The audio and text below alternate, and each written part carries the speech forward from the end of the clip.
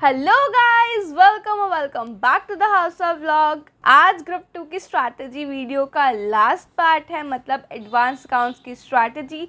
Group 1 की सारे subjects की स्ट्रैटेजीज मैं पहले ही शेयर कर चुकी हूँ एंड ग्रुप 2 की भी सारी हो गई हैं एक्सेप्ट एडवांस अकाउंट, जो कि आज हो रही है। अभी तक चेकआउट नहीं करा है तो आई बटन पे क्लिक करके चेकआउट कर लो, वो आपको बहुत ज़्यादा हेल्प करने वाली है आपके एग्जाम्स में।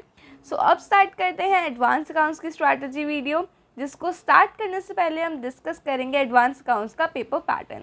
एडवांस अकाउंट्स का पेपर पैटर्न बहुत ही ज़्यादा सिमिलर है to the paper pattern of accounts. हमारे पास फर्स्ट क्वेश्चन कंपल्सरी क्वेश्चन होता है जो कि 20 मार्क्स का होता है, जिसके अंदर हमारे से अकाउंटिंग स्टैंडर्ड्स पूछे जाते हैं। चार क्वेश्चंस होते हैं 5 नंबर के, 4x5 के पैटर्न में पूछे जाते हैं। फिर हमारे पास बचता है question number 2 to question number 6।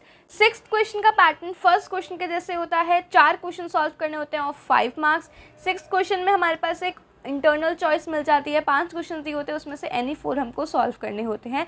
बाकी क्वेश्चन 2 से क्वेश्चन 5 तक सारे प्रैक्टिकल क्वेश्चंस होते हैं एंड हमें question number 2 to question number 6 any 4 questions attempt करने रहते हैं।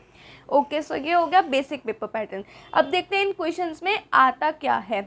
इन क्वेश्चंस में कौन से क्वेश्चंस एक्सपेक्ट किए जा सकते हैं उसका स्क्रीनशॉट मैं यहाँ पे शेयर कर रही हूँ। सीए अविनाश सर ने अपनी एक वीडियो में ये इसको शेयर किया, तो मैं आप सब लोगों के साथ शेयर कर रही हूँ। ये बहुत ज़्यादा हेल्पफुल रहेगा अपनी स्टडीज़ को स्ट्रैटेजाइज करने के लिए। बाकी फर्स्ट क्वेश्चन तो अकाउंटिंग स्टैंडर्ड्स का हमारा होता ही है एंड जैसे कि हम जानते हैं कि एडवांस अकाउंट्स में चैप्टर कम है एंड अकाउंटिंग स्टैंडर्ड ज़्यादा हैं, तो क्वेश्चन 6 में भी काफ़ी बार देखा गया है 2 से या 1-2 क्वेश्चन हमारे अकाउंटिंग स्टैंडर्ड से पूछे जा सकते हैं।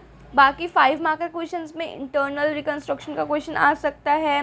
बाकी हमारे पास बायबैक का क्वेश्चन आ सकता है। ऐसे जिन चैप्टर से छोटे क्वेश्चंस बन सकता है, ईसोप का आ सकता है।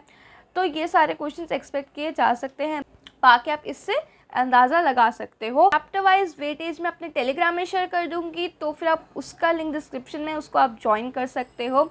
अब बात आती है how to prepare advance accounts.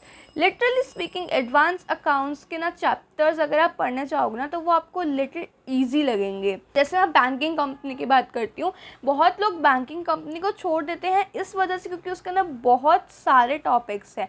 But literally speaking banking company अगर आप टॉपिक बाय टॉपिक करने जाओगे ना, तो वो टॉपिक्स इतने ज़्यादा मुश्किल नहीं हैं। सिंपल 4 जनरल एंट्रीज होती हैं एक टॉपिक में, 4 जनरल एंट्रीज होती हैं, रिपीटेडली वही एंट्रीज होती हैं एंड बस उसके अंदर अमाउंट फिलअप करना होता है अपना छोटा सा। वो नहीं जो हम फाउंडेशन में बनाते थे, अकाउंट करेंट में जैसे हम बनाते हैं ना फाउंडेशन में, बिल्कुल वैसा ही फॉर्मेट होता है। तो बैंकिंग कंपनी से मर्डर आप अपने कॉन्सेप्ट ढंग से नहीं करें उसकी क्लास में, तो आप कोई भी वीडियो खोलोगे ना यूट्यूब पे, तो वो आपको अच्छे से समझा देगी बैंकिंग का। एंड बैंकिंग हो गया तो एनबीएफसी बहुत इजी हो जाएगा क्योंकि बहुत ज़्यादा सिमिलर चैप्टर्स हैं ये दोनों, बस एनबीएफसी में कुछ जगह चेंजेस है, टाइम पीरियड का कुछ जगह पे चेंजेस है। बात आती है खतरनाक chapter, amalgamation, partnership and consolidation. यही 3 चैप्टर मिला के कवर कर लेते हैं 40 मार्क्स। एक्सपेक्ट किया जाता है कि हमको जो क्वेश्चन ऑप्शन में छोड़ना है वो हम कंसोलिडेशन और पार्टनरशिप में से ही एक छोड़ने वाले हैं। बट मैं लिटरली आपको बताऊं, मैं 23 अटैम्प्ट का ही बता देती हूँ। उसके अंदर 2 एकदम अनएक्सपेक्टेड चीज़ें हो गई थी। एक तो उन्होंने पार्टनरशिप का क्वेश्चन नहीं दिया, दोनों ही क्वेश्चन में कंसोलिडेशन का क्वेश्चन पूछ लिया था। तो जिन बच्चों ने पार्टनरशिप चूज़ किया था ओवर कंसोलिडेशन, वो बहुत बुरी तरीके से फंस गए अपने 20 नंबर को लेके।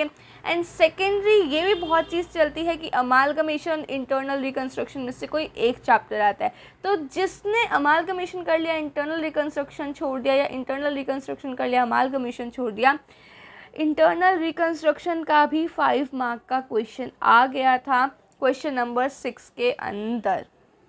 ऑफ कोर्स हम उसको चॉइस में छोड़ सकते थे क्योंकि हमको 6 क्वेश्चन में चॉइस मिलती है, बट इफ़ हमको कोई क्वेश्चन बिल्कुल ही नहीं आना, तो इंटरनल रिकंस्ट्रक्शन चैप्टर ऐसा है कि आप मार्क्स गेन कर सकते थे, पर जिसने नहीं पढ़ा उसके मार्क्स वहाँ लूज़ हो गए। तो ऐसे आपने 20 to 40 मार्क्स को खो दिया अगर आप अमालगमेशन छोड़ के गए थे, इंटरनल रिकंस्ट्रक्शन करके गए थे।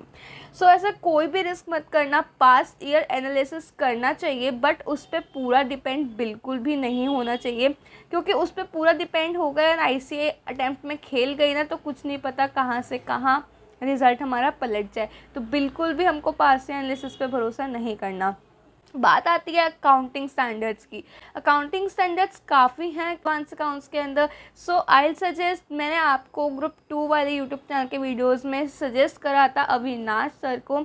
उन्होंने अकाउंटिंग स्टैंडर्ड्स काफ़ी अच्छी तरीके से कराए हैं एंड उन्होंने जो अपनी वीडियो में क्वेश्चंस कराए हैं ना, डिक्टो 2 क्वेश्चंस आई गेस, एक तो AS9 का और आई एम नॉट रिमेम्बरिंग, एक और एस का डिक्टो क्वेश्चन में 23 अटैम्प्ट में आया है। सो आप उनको देख सकते हो। कोई मैं प्रमोशन नहीं कर रही हूँ, जो मेरे को पर्सनली टीचर अच्छे लगे, उनकी टीचिंग अच्छी लगी है, बस आप लोगों के साथ शेयर कर रही हूँ एज अ सिस्टर। सो आप उसको देख सकते हो, वो बहुत ज़्यादा हेल्पफुल रहेगा। बात रहती है 1.5 डे स्ट्रैटेजी के अंदर। जिस दिन आप एग्ज़ाम देकर आओ उसी दिन अपना maximum portion of accounting standards and छोटे चैप्टर्स को कवर कर लो, जैसे कि banking, NBFC, ESOP, liquidation, buy back, ये 5 चैप्टर्स मेरे को भी मोटा मोटी याद आ रहे हैं, इनको कवर कर लो। क्योंकि पता है ये जैसे ईसोप चैप्टर ना, उसमें जस्ट डिक्टो जर्नल एंट्रीज है, वही चेंज करने होते हैं बस हमको फिगर्स। तो ये चैप्टर बहुत ज़्यादा ईजी रहते हैं और जब हम मैक्सिमम पोर्शन कवर कर लेते हैं ना, सो बहुत अच्छे से हमारी प्रिपरेशन हो जाती है। सेकेंड फुल डे हमको अपना देना चाहिए अमालगमेशन, कंसोलिडेशन, पार्टनरशिप जैसे बड़े चैप्टर्स को, क्योंकि दे विल टेक टाइम। पर एक चीज़ ध्यान रखना, प्रिपरेशन करते हुए भय मत जाना। अमालगमेशन इतना बड़ा चैप्टर है ना, आप हाथ से लेके क्वेश्चन सॉल्व करने बैठे तो गया पूरा दिन। मैं अपना बताऊँ, मैं सुबह से सॉल्व करने बैठी थी, मैं शाम तक 5-6 बजे तक अमालगमेशन के क्वेश्चंस ही करे जा रही थी एंड पेपर्स में लिटरली अमालगमेशन का इतना भी डिफ़िकल्ट क्वेश्चन नहीं आ रहा जितने ज़्यादा मैंने क्वेश्चंस ट्राई कर लिए थे। प्लस उस वजह से बाकी चैप्टर्स की प्रिपरेशन हमारी कम रह जाती है और हमको एग्ज़ाम से पहले डर लगता है कि हमको कुछ भी नहीं आता है। सो इसलिए मैं कह रही हूँ, जितनी प्रैक्टिस करनी है, प्रिपरेशन जितनी करनी है, अभी पहले से कर लो। क्वेश्चंस मार्क करके रख लो, उनके सॉल्यूशंस लिख के रख लो सॉल्व करते हुए, जिससे आप उस टाइम पे सिर्फ सॉल्यूशंस देखो एंड ऑडिट करो। मतलब अपने कैलकुलेटर पे निकालो, आंसर आ गया तो वेल एंड गुड, नहीं आया तो देखो आंखों से, पर सॉल्व करने उस टाइम बैठना ना बहुत ज़्यादा वेस्ट ऑफ टाइम हो जाता है। बाकी रात को फिर से अकाउंटिंग स्टैंडर्ड्स पढ़ के सोएंगे, सुबह उठ के फिर से अकाउंटिंग स्टैंडर्ड्स करेंगे। जो ICAI के फेवरेट कुछ अकाउंटिंग स्टैंडर्ड्स है ना 20s की लाइन में, उनको मत छोड़ना, वो आ सकते हैं। जो प्रैक्टिकल अकाउंटिंग स्टैंडर्ड्स हैं उनको बिल्कुल भी मत छोड़ना, क्योंकि मई में नहीं आए थे तो इट्स एक्सपेक्टेड कि नवंबर में पूछे जाएं वो। बाकी ICAI का कोई भी ऐसा निचोड़ नहीं बना सकता है कि ICAI यही पूछने वाला है, उसका पेपर कोई भी अपने दिमाग से लीक नहीं कर सकता है, क्योंकि ICAI is the most unpredictable thing.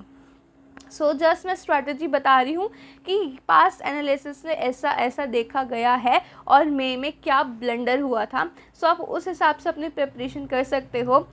बाकी हमने डिस्कस कर ली 1.5 डे की स्ट्रैटेजी, हमने डिस्कस कर लिया कि क्या क्या हमको चीज़ें नहीं करनी है, क्या क्या चीज़ें करनी है। बाकी कोई भी हेल्प चाहिए हो, do let me know in the comment box. आगे आप कैसी वीडियोस एक्सपेक्ट कर रहे हो, do let me know in the comment box.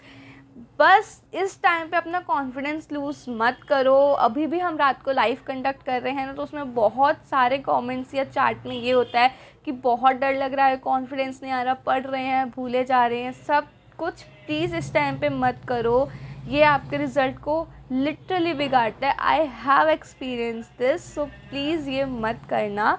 बस कॉन्फिडेंट रहो, ऑप्टिमिस्टिक रहो, जो होगा सही होगा, जो होना होगा वो होगा ही। So just keep studying, keep subscribing. ये वीडियो अच्छी लगी हो तो give it a like, share with your friends and subscribe to the house of Vlog. ऐसे ही प्रिपेयर करते रहो, रात को लाइव में जुड़कर मेरे साथ पढ़ा करो, that will help you too. So ठीक है, मिलते हैं रात को लाइव में, तब तक के लिए take care and bye bye. मुझे कमेंट में बताना मत भूलना कि next what are you expecting from my side. All the best.